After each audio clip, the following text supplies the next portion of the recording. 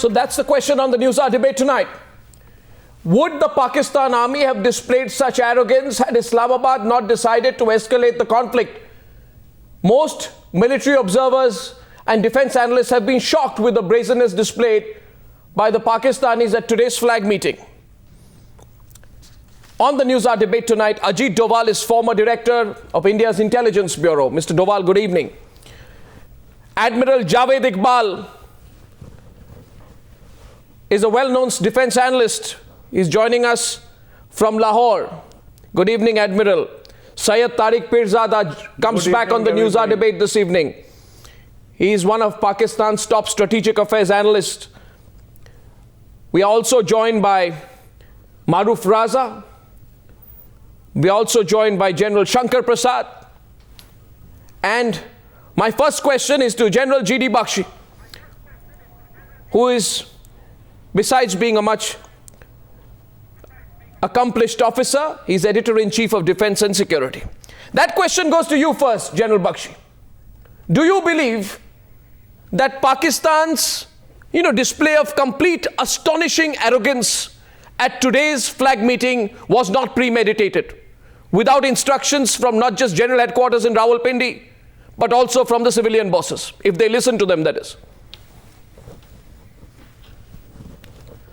Arnab, I could not agree more with you. In the last few months, we seem to have missed out on certain developments which are now bearing their full brunt. The fact of the matter is that the Pakistan army was in the doghouse, international doghouse, after the killing of Osama bin Laden, 800 meters from the Pakistan Military Academy, Kakul. The unfortunate fact is the wheel has come a full circle. The Americans, in their desperation to seek an exit from Afghanistan, have now once again co-opted the Pakistan army in trying to strike a deal with the Taliban. And it is this which seems to have taken the pressure out of the Pakistan army, has moved it out of the doghouse, and what you have been seeing in the past month or so is an increasingly assertive Pakistan military ISI complex, telling the world precisely who is in charge and who will dictate the pace of events. If it was just a matter of, firing across the line of control, increasing the quantum of firing, a quantitative escalation, it would have been one thing. What we have observed is a very deliberate qualitative escalation in terms of committing very, very horrible atrocities upon our soldiers, cutting out their heads, insulting our dead in a manner which is calculated to spread outrage. I was very happy to hear today the Indian Army chief speak like a chief.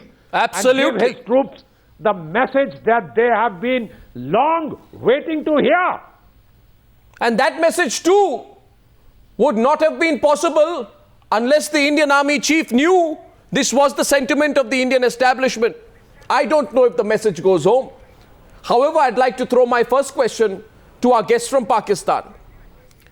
And I'd like to put this question across first to Syed Tariq Pirzada.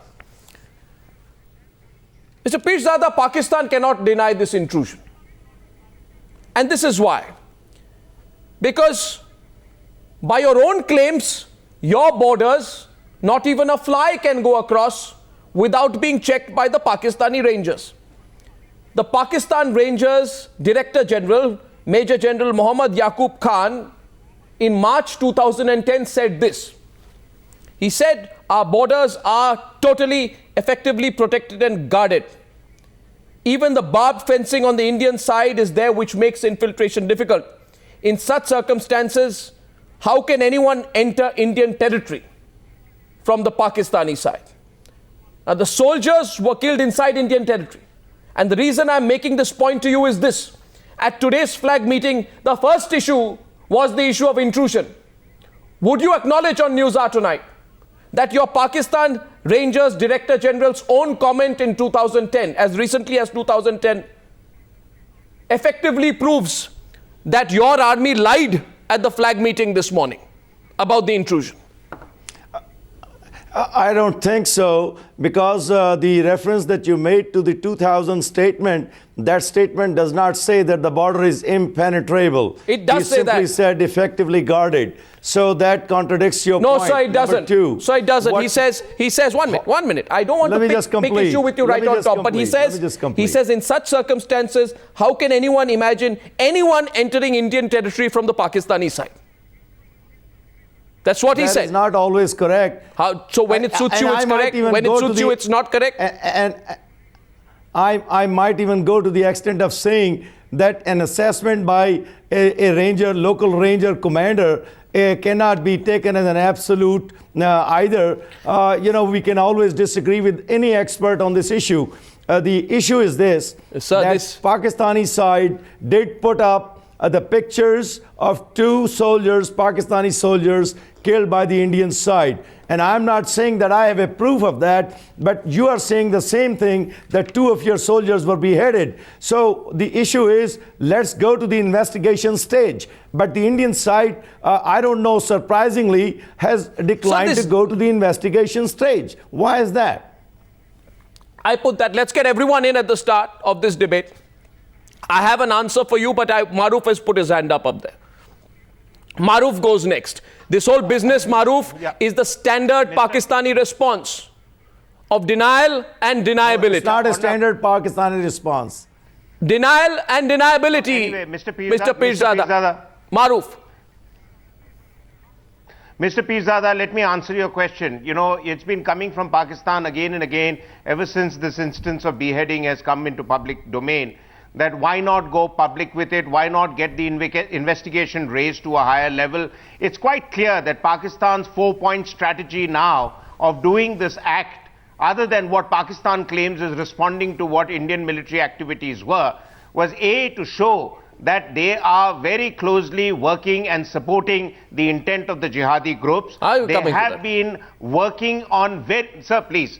They have been working in the same philosophy that jihadi groups who take to very right-wing methodologies and don't respect the laws of war, of just warfare, Geneva Conventions, and therefore this act reflects that. But in a bigger way, let me also bring to notice, and you're probably aware of it, that Pakistan is currently the president of the UN Security Council on a rotatory basis. And you want to use this opportunity to get the UN and the international community back into play in Kashmir, when it has been agreed both at Shimla and post the ceasefire agreement that we would need to improve relations bilaterally and not get the third party in. It's another matter that the United States and the United Nations have both dismissed your initial efforts, but I'm sure you're not going to go away with that. And as Ornab rightly brought out, that you want investigations to take place to show that the Pakistan army wants to deflect attention back onto the line of control when it's under pressure both at home and in the Af-Pak region,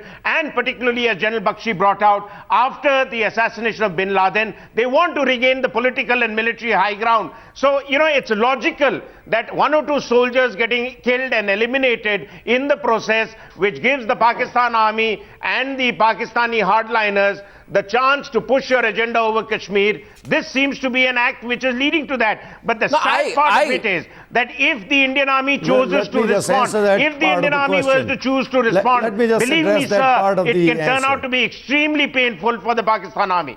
I'd like to get I heard your diatribe. Let me address. May I bring in the May I bring in the admiral? Respectful, Mr. Pirzada. Don't call it diatribe. I can call yours an accented diatribe. So let's not get into that. 1 second, please, between Mr. Pirzada and May I address a part of your answer? Sir, Mr. Pirzada, I will come to you. I just want to get in all our panelists. And tonight, on point number 2 of the flag meeting, and I want to tell our viewers why are we talking about it, because we did take up the issue of the killing of the 2 Jawans, and the fact is, the only answer that happened at Chakanda Bagh in Poonch in this meeting today from the Pakistani side was no, no, no, no.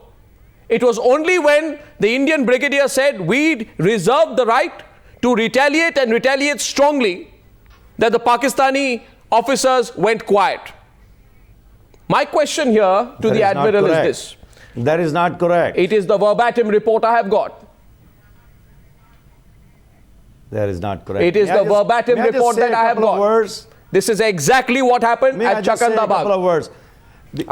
The statement that has been issued by the ISPR in Islamabad, it clearly says that Pakistan protested very heavily for the killing of its own 2 soldiers. That's what the Pakistani side said. They Sir, dismissed the Indian charges of beheading. And I'm just quoting what the official statement is, because you're not truly representing what the official statement from Islamabad was. Number 2, the offensive tone of the Chief of the Army Staff of India was clearly tells me that they want to up the ante on the Kashmir. They want to put pressure on Pakistan. What do you because expect? They know that Pakistan is what do you under expect? pressure both domestically and internationally.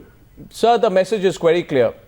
I think India has lost its patience, and I think all of Pakistan was sensing that. In fact, Pakistani TV channels were broadcasting the Indian Army Chief's news conference till I don't know what happened. All of them suddenly switched off.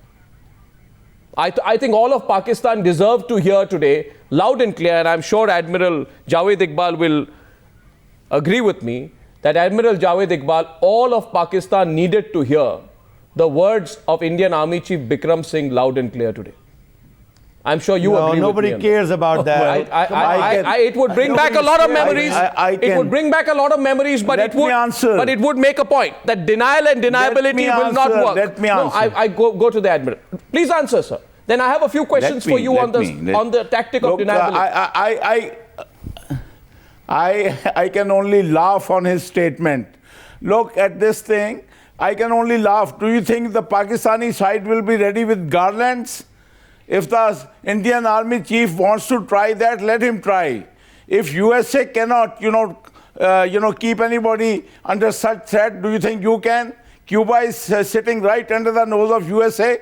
So, think like good neighbors, behave like good neighbors, and have one determination to live like good neighbors. So this kind of, that our army chief has said, we will do this. What do you think? We will put garlands on their shoulders and we will, throw petals. Sir, This is not the language you have to use. Sir, I don't want to say this, but this is not the language. Sir, the language of the Indian Army Chief is the language that the country is speaking. We don't. And I'm we sure don't that you care. We don't care about this language. Admiral, today I will address every issue. But before I move on to the question of whether... address every issue. Admiral, allow me. Before I move on to the very critical issue of how Pakistan cannot afford... How Kashmir, that is the issue. How Pakistan cannot afford to escalate the situation with India. My question to you is this, sir. Tell me, Admiral, Maroof raises the question of denial and deniability.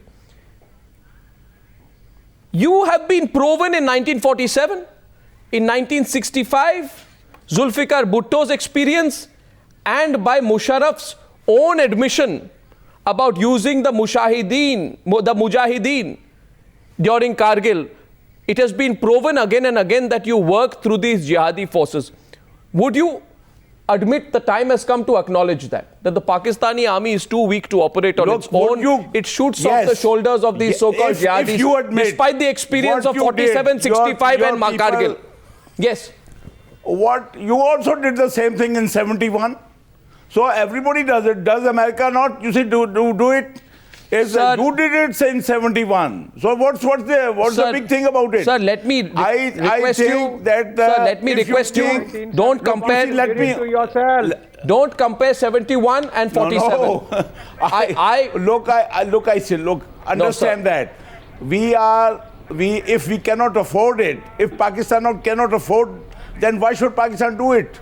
Exactly. So why has Pakistan done it? I'm glad that for the first time on national television. I'm glad that for the first time on national television, someone of your eminence is admitting. You are admitting. On one hand, you said Pakistan cannot afford it. No, but on the other hand, you say, why should we do it? But you just acknowledged that Pakistan has done it.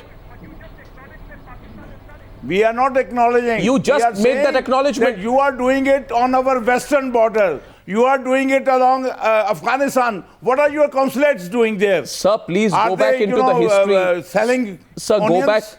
Go back into history. Go back into history. You are interfering in Balochistan. You are destabilizing. You are also, how much force is there in Kashmir? Admiral, if you are that innocent.